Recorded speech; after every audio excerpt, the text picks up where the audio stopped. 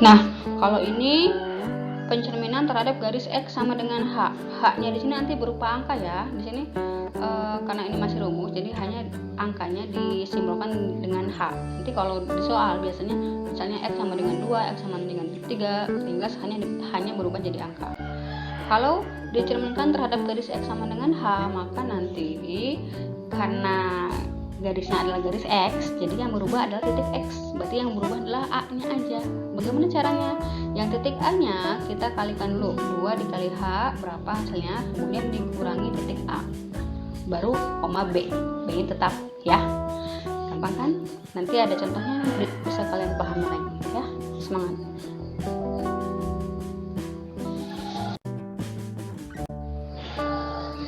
Nah, ini adalah pencerminan terhadap garis Y sama dengan K. Sama yang tadi ya. Jadi K di sini itu nanti akan berubah menjadi angka ketika di soal. Nah, karena pencerminannya terhadap garis Y, artinya Y-nya yang berubah.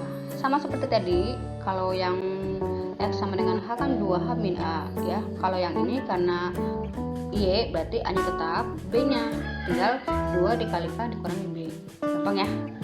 Oke?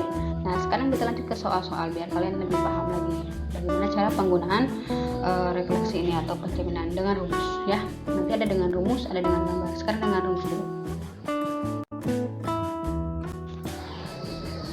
Oke, di sini kita bahas tentang contoh hasil refleksi menggunakan rumus umum pencerminan.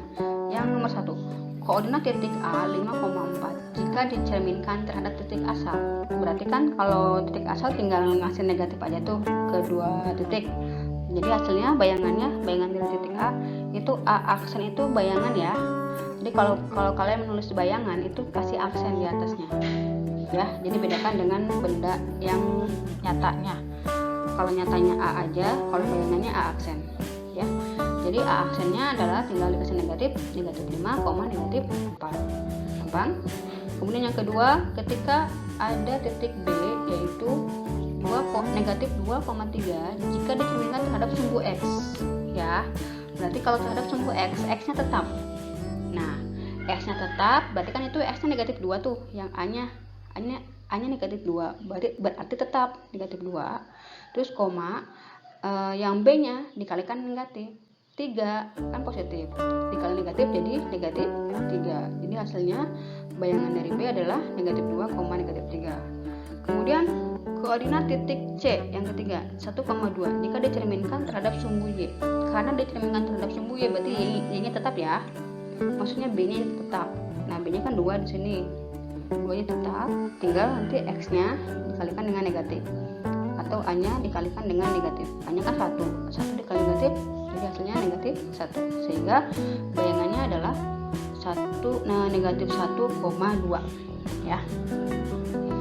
Kemudian nomor 4, ketika ada titik D 4,7 kemudian dicerminkan terhadap garis Y sama dengan X. Karena pencerminannya Y sama dengan X berarti tinggal dibalik ya.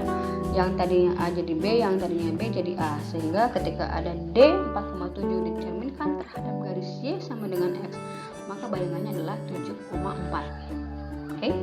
Kemudian yang kelima, ketika ada titik E 3,1 dicerminkan terhadap Y sama dengan negatif X, sama seperti yang nomor 4 tadi, dibalik, tadinya A jadi B, B jadi A, cuman kalau Y sama dengan negatif X dikali negatif semua ya, sehingga bayangan dari E adalah negatif 1, negatif 3. Gampang kan? Ya. Oke, kita lanjut ke contoh soal yang nomor 6 dan nomor 7. Nah, kalau yang nomor 6 dan nomor 7 ini berkaitan dengan tadi yang terhadap garis X sama dengan H dan Y sama dengan K yang tadi rumus umumnya. Kita lihat nomor 6 ya. Koordinat titik F yaitu 2,2 jika dicerminkan terhadap garis X sama dengan 3 adalah, artinya kan ketika yang dicerminkannya terhadap garis X, maka yang berubah adalah titik A. Nah, titik A-nya kan rumusnya tadi 2H dikurangi A. H-nya kan 3 karena garisnya X sama dengan 3 sehingga hanya 3 ya. 2 dikali 3. A-nya berapa? 2 ya kan?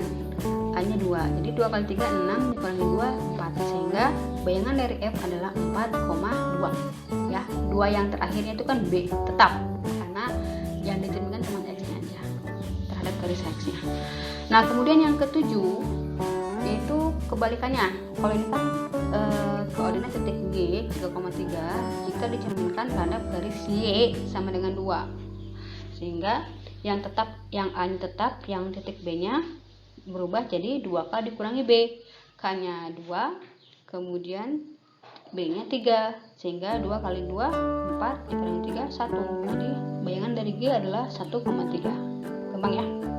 Oke, itu adalah contoh dari hasil refleksi dengan menggunakan rumus. Nah, sekarang bagaimana kalau ada yang disuruh gambar? Nah, kita lihat contohnya ya.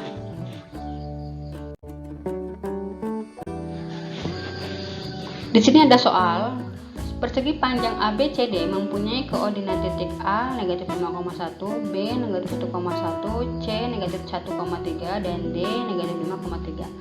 Persegi panjang ABCD direfleksikan atau dicerminkan terhadap titik O 0,0. Berarti ini terhadap titik asal ya.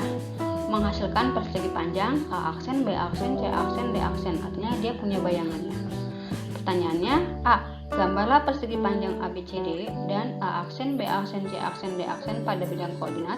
Kemudian yang B, tentukan koordinat titik A aksen, B aksen, C aksen, dan D aksen. Nah, biasanya kalau pada gambar ini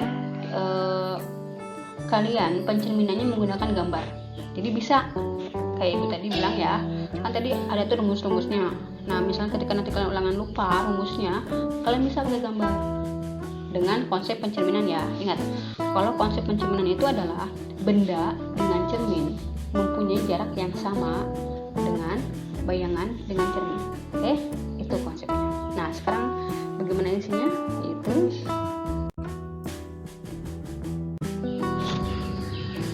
Nah, kalau kalian disuruh gambar, berarti kalian harus menggunakan bidang kartesius untuk menggambar titik-titik yang diketahui. Nah, di situ ada ya, lihat titik A, B, C, D sudah ibu gambarkan menjadi sebuah persegi panjang. Kemudian titik A. Jadi kalau untuk menggambar bayangannya, kalian harus mencerminkan titik per titik. Jadi titik A dulu. Ya, titik A-nya di situ di negatif 5,1. Kemudian dicerminkan terhadap titik 0. Nah, dari titik A ke titik 0, kalian harus mencari jarak yang sama dengan 0 ke titik negatif A aksen. Itu bayangannya. Atau gini, kalian ukur dulu dari A ke 0, kemudian lanjutkan garisannya ya, karena itu kan harus melewati titik pusat karena cerminnya di titik pusat atau titik asal. Kemudian kasih titik yang jaraknya sama dengan A ke 0. Nah, kemudian ketika ada jaraknya sama 0 ke titik lain di bayangannya, maka itu adalah bayangan dari A. Begitupun dengan B, C, dan D. Ya, itu kalau dengan gambar. Sehingga kita mendapatkan ada di situ ada dua persegi panjang A aksen, B aksen, C aksen, D aksen. Nah, jadi titik A-nya adalah 5,-1, kemudian B aksennya 1,-1, C aksennya 1,-3, dan D aksennya 5,-3. Coba kalian samakan dengan rumus titik melalui titik pusat atau titik asal, pasti sama, karena rumus itu cuma memudahkan saja ya, menggunakan konsep pencerminan. Awalnya seperti itu. Oke? Paham ya?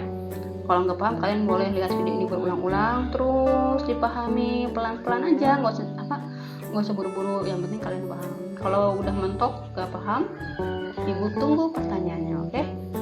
Nah, sekarang kalian kerjakan CBT-nya jam 11 mulainya ya. Jadi pahami dulu lah materinya biar CBT-nya bagus ya. Kalau bisa kerjakan semua CBT karena ini adalah nilai kalian. Kalau kalian nggak ada nilainya nanti gimana ya? Oke, semangat ya. Ibu tunggu jawabannya. Ibu tunggu pertanyaannya. Oke, sekian materi hari ini. Assalamualaikum warahmatullahi wabarakatuh.